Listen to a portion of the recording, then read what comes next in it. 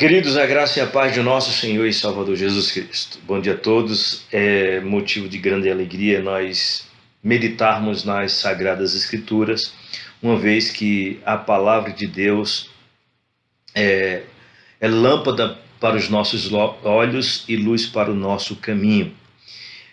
O texto da meditação no dia de hoje, ou no nosso devocional hoje, ainda dentro dos atributos de Deus, se encontra no texto dos Salmos de número 135, verso 6, que diz que tudo quanto aprouve o Senhor, Ele o faz nos céus, na terra e nos mares e em todos os seus abismos. Uma vez falando, irmãos, nos atributos de Deus a respeito da solidão de Deus, os decretos de Deus, a onisciência de Deus, a presciência de Deus, a supremacia de Deus, nós hoje falaremos sobre a soberania de Deus. Mais uma vez, né? E quando nós falamos sobre a soberania de Deus, irmãos, em seu significado, né? A soberania de Deus é nada mais, nada menos do que o exercício da sua supremacia. Ou seja, a soberania é o executar de forma prática da supremacia de Deus. Porque Deus é supremo, ele soberanamente executa todos os seus decretos. É exatamente isso que o texto está falando. Tudo quanto aprouve ao Senhor, ele o faz nos céus, na terra, nos mares e em todos os seus abismos. Ou seja, quando Deus, irmãos, e isso nós enxergamos porque ele é supremo, né? Se não fosse um Deus supremo, não havia aberto o mar vermelho. Veja, essa ação de abrir o mar e ele ficar exatamente como ficou, se dá exatamente, essa execução significa exatamente a sua soberania. Ou seja, ele fazer com que o povo passe a pé enxuto acima das águas do Rio Jordão, exatamente ele faz. Por quê? Ele fez por quê? Porque nós enxergamos nisso o exercício da sua soberania. Um Deus supremo executa os seus decretos de forma soberana. Ou seja, uma vez Deus prometera a Abraão, Isaque e Jacó a terra prometida, esse povo deveria ou havia de herdar essa terra e em ele fazer esse povo chegar a essa terra prometida, esse exercício de fazer esse povo chegar lá se dá exatamente por conta da soberania de Deus. Mas veja, a soberania de Deus também tem a parte negativa. Qual é a parte negativa?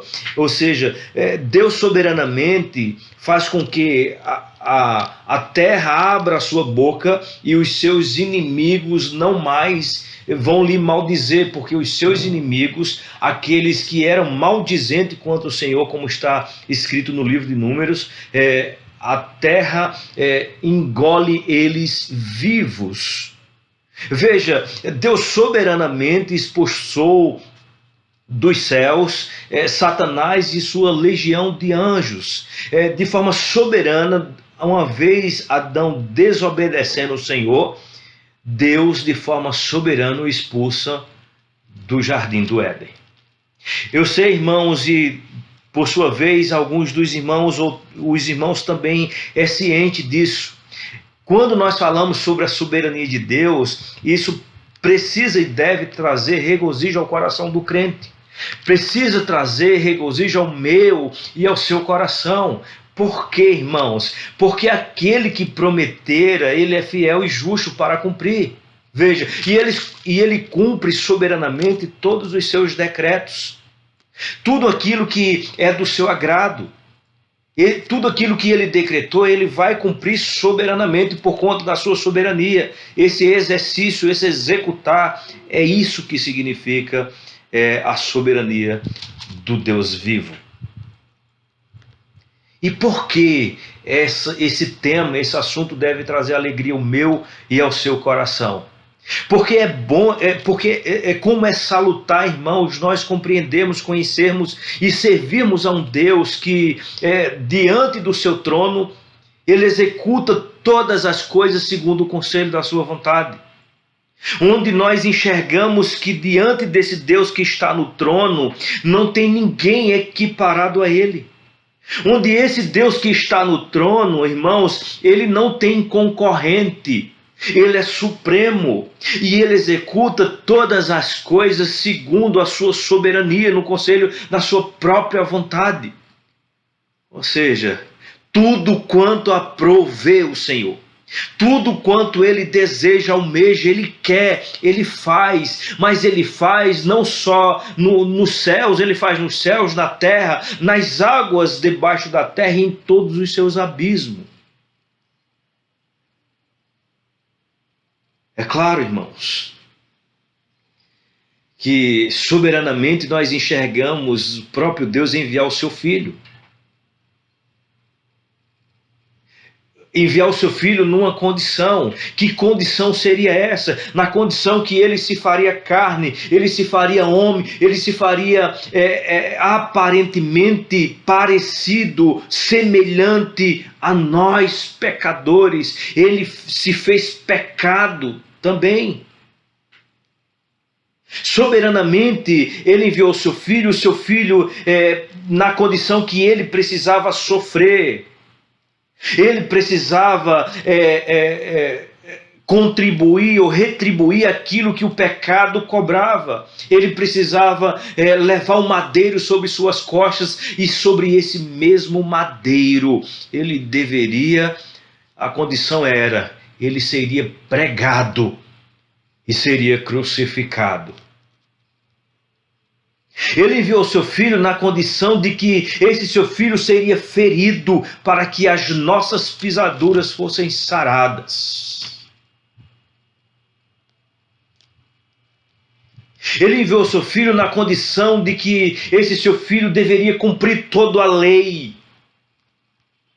E ele cumpriu toda a lei perfeitamente, essa lei que mostrava e mostrou e mostra até hoje o nosso pecado. E o nosso pecado nos leva à morte. Mas veja, o nosso pecado que nos levaria à morte, levou à morte de Cristo fincado na cruz do Calvário. E isso tudo se deu, irmãos, de forma soberana. Deus soberanamente ressuscitou Jesus Cristo ao terceiro dia. E esse mesmo Cristo, soberanamente, ele subiu aos céus, está sentado à direita de Deus Pai, e isso deve nos trazer alegria. Por quê, irmãos? Porque todos esses eventos, todas essas execuções de tarefa, de obras feita por Cristo Jesus, e em Cristo Jesus nos garante exatamente a vida eterna. Como é bom isso, irmãos, porque é exatamente nisso que nós conhecemos um Deus soberano, mas nós olhamos para nós como nós somos frágeis. Quando nós enxergamos, irmãos, e olhamos a carta de Paulo aos Romanos, no capítulo 5, nós vamos enxergar a exuberante descrição dessa soberania. E veja, e da nossa salvação em Cristo Jesus, quando ele diz: agora, pois, temos paz com Deus por meio da fé na pessoa do Senhor e Salvador Jesus Cristo, que nos amou. Mesmo quando nós éramos o quê? Soberano? Não. Mesmo quando nós éramos fracos.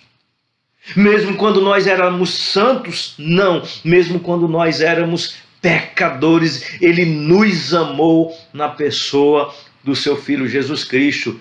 E esse amor, irmãos, é um amor soberano.